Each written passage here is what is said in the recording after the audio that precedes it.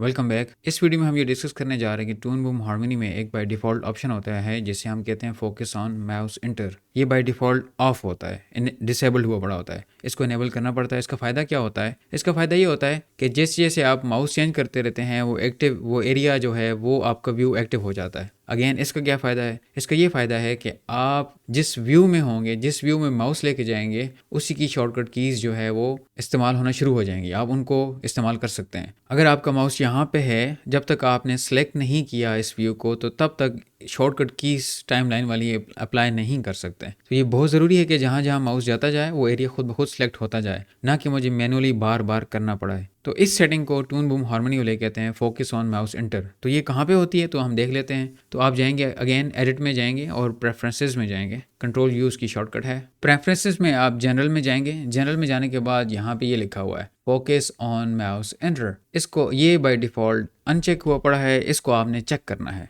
मैंने यहाँ पे इसको चेक कर दिया और मैंने कर दिया ओके।